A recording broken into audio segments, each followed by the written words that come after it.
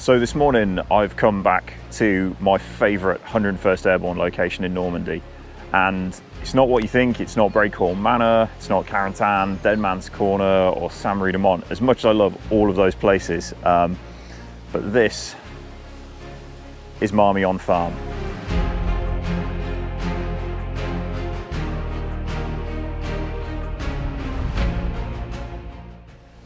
Now I was here last year and it's always so cool to come back here. The photos and the video that were filmed here in June 1944 are iconic. Today I'm not looking at what took place here in June 1944. You can find that in one of my other videos. But what I wanted to do was come back here, do some of the then and nows that are here, and just compare what's changed and what remains the same. So the first location here, the first photo that I want to look at, isn't actually in the farm itself. It is just off of the D914 junction leading up to Ravenoville, and it's on the road outside, and it's a really interesting photo. If we take a look at it, so that gun there is a 1937 French 37mm anti-tank gun. This guy here, he's a first sergeant, and he was with the 377th Parachute Field Artillery Battalion.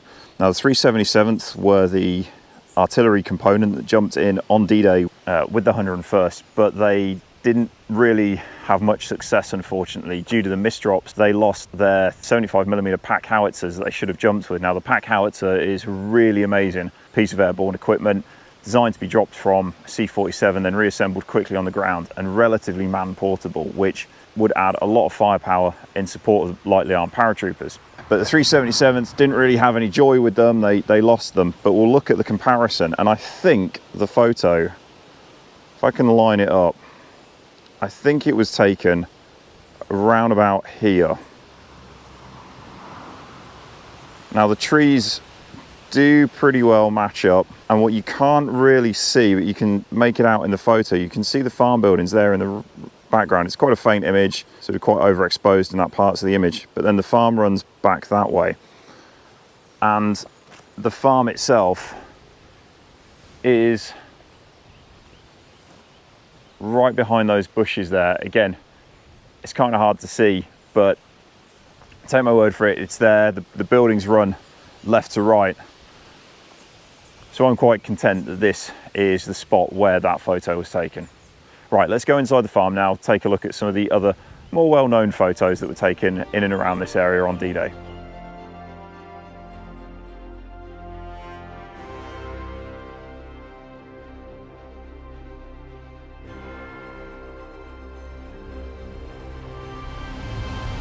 Before we get into the farm itself, there is just one other photo that's really well known. It shows a couple of guys, I think they're 101st, not sure what regiment though, and it looks like they're trying to draw out some snipers from the position here. To get this right, I'm going to try and get back into these bushes here. Now there is a massive pond somewhere behind me, so I don't want to go too far back. That's the photo there. And we can see, if we line it up with that building there, it was taken roughly in this location. Right, so this is Marmion Farm itself in the farmyard, and such a cool place. I love it here. I know it's just a simple French farm, but just knowing who was here on D-Day, the likes of Forrest Guth, Floyd Talbot, you know, these are legendary names in the 101st and the US Army and in the history of World War II, and to be stood on the same ground as them is always a great experience. So let's take a look at some of the then and now photos from here, and I'll try and give you a bit of an explanation on some of them, some that you might not be as familiar with. So not only were the men at the 101st Airborne here as infantry themselves, they also managed to capture a few German vehicles. So we'll take a couple of look at the photos that involve those vehicles. They might be ones that you're not as familiar with. So the first one we're going to look at is this. Now this is a Lafley V15T French four-wheel drive gun tractor. While the image is cropped, it is towing a Pack 38 there. You've got a mixture of guys there. This guy with his M1A1 carbine with paratrooper folding stock on it. It's from the 502nd, the 50 Deuce. He's got the Ace of Hearts on his helmet there. Bit hard to make out the other guys, but it looks like possibly 501st, just the other side of the tractor, by the windshield, or maybe 506. Again, it's a little hard to tell from the image, but that photo was taken about here. And that was right in front of what would be the main accommodation for the house, the main sort of living quarters for the farm itself. So pretty cool. Again, nothing's really changed. Nothing's changed here. In fact, it's all pretty much as it was 79 years ago. And that is what makes this place, in my mind, really, really special. There's great places like St Miraglise, but there's been a lot of work done to them and it's lost a lot of its character. Whereas you come to Marmion Farm and it is still as it was when the paratroopers came in here on the morning of June the 6th, shot the Germans up, kicked them out, and then made this place Stopka's stronghold. So the next couple of photos I want to look at, again, these are of captured German vehicles. Well, actually, originally they were French, captured by the Germans in 1940, and then liberated by the Americans in 1944. So that's the photo. So the gun tractor at the front, or the little tankette at the front, is an infantry schlepper 630 brackets F. Originally a Renault UE tankette, but the Germans gave it a new classification. And then it's got the Renault UK trailer or munitions schlepper on the back there. And that image, again, you can see all of the GIs surrounding it, but that image was taken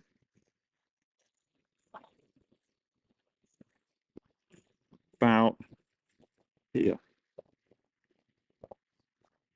So as part of the Signal Corps footage, there was another, there was a whole load of footage taken here, but from the images from that footage, there was another one taken of the 630 brackets F schlepper, and that was taken about here.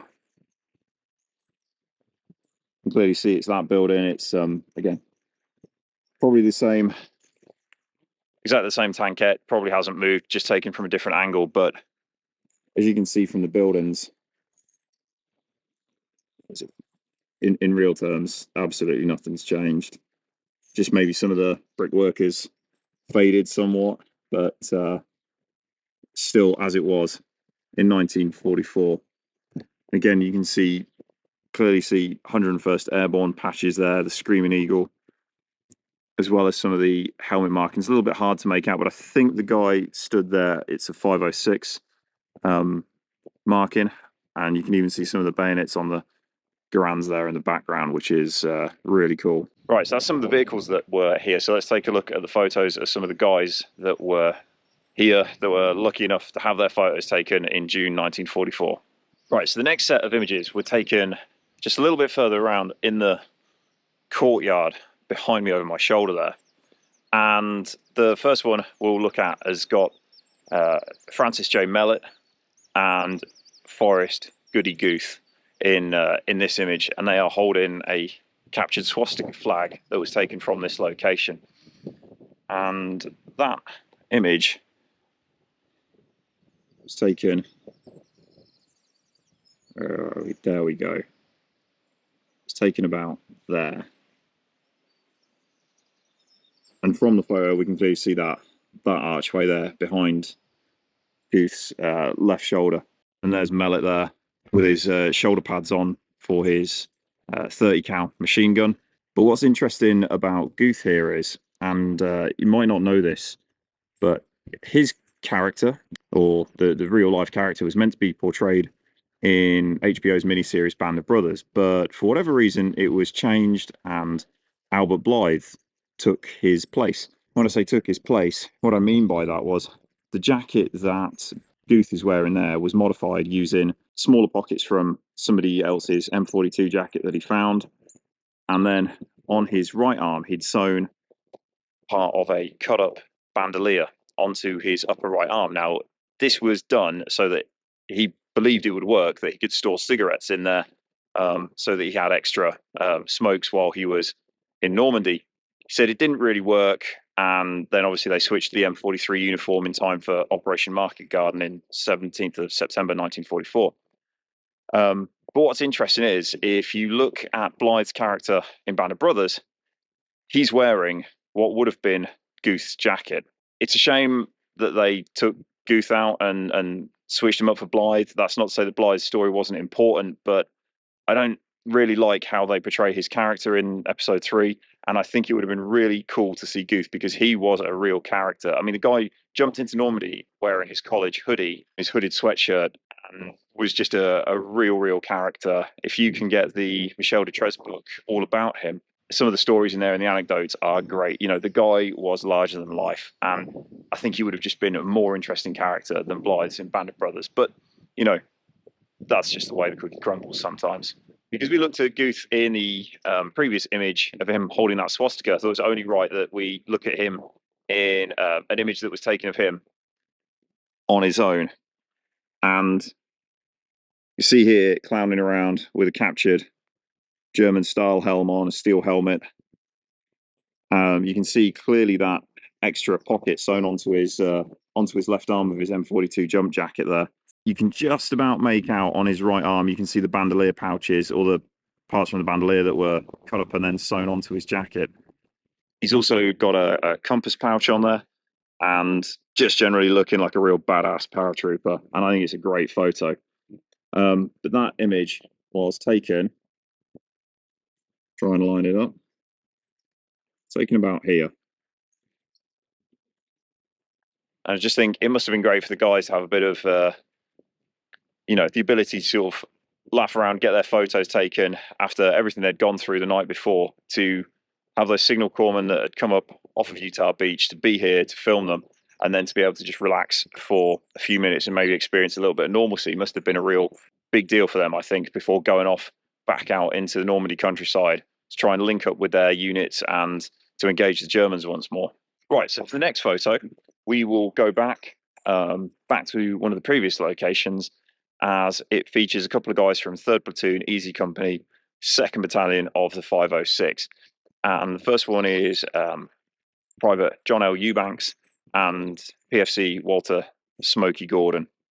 And again, in line that up, roughly the same spot as Guth was earlier with Mellet, we've got this image here of these two fine gents, again, looking like a pair of real badass paratroopers that you wouldn't want to mess with. Gordon's even got his jump wings proudly pinned to his chest there that he wore into combat, which is just really cool. One thing with Eubanks as well that's of interest, you can see here on his belt, he's got one of the paratrooper rigger pouches. Now, these were custom made by 101st riggers, by the parachute riggers that were attached to the division, and they made all sorts of stuff to try and help the paratroopers for whatever possible need they might have. You see it a lot more as well with the paratroopers that jumped as part of the 1st Airborne Task Force into southern France for Operation Dragoon in August 1944.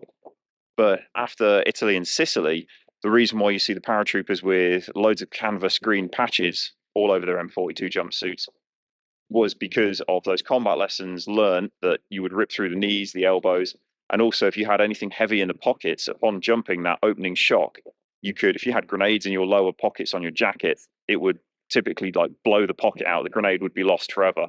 So that's why you see the green canvas reinforcing done around the leg and the lower jacket pockets, as well as on the knees and elbow patches, as well as the leg ties. And they were all done in-house by riggers from the 101st and the 82nd Airborne. And interestingly as well, if you're really into that sort of thing, there are a few variations between the 82nd and the 101st. For example, 101st had like a khaki cotton leg tie, and the 82nd used the green canvas rolled and stitched and then sewn across the leg, whereas the 101st put the khaki cotton tape onto the unstitched part of the trouser, then slipped it in and then restitched the seam with those leg ties in there.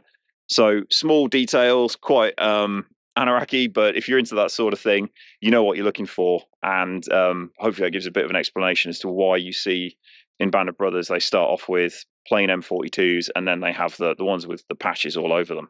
Right, and then the last image from Marmion Farm that we're going to look at, and this is again guys from 3rd Platoon, Easy Co, 2nd Battalion, 506. In it, we've got, again, some well-known characters, some that we've seen previously. But the image itself is this one, and it was taken roughly in this location.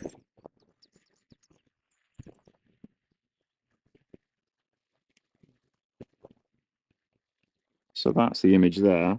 And in the image itself, left to right, we've got Gordon, Floyd Talbot, John Eubanks, and Francis Mellett there. The guy next to Mellett on his right, he's unknown, unfortunately, but suspect he might well have been a member of 3rd Platoon who was killed during the operation. But again, another great image. Wonderful to be here and to be able to see where it was taken and the fact that very little's changed there. So I hope you've really enjoyed this episode on Marmion Farm and the then and nows that you can still find around this location. If you're ever in Normandy, this has to be on your list. It's really easy to find. It's marked on Google Maps, so you won't have a problem. It's a great place to come. I love it here, and I hope if you get the chance to, you can visit it as well.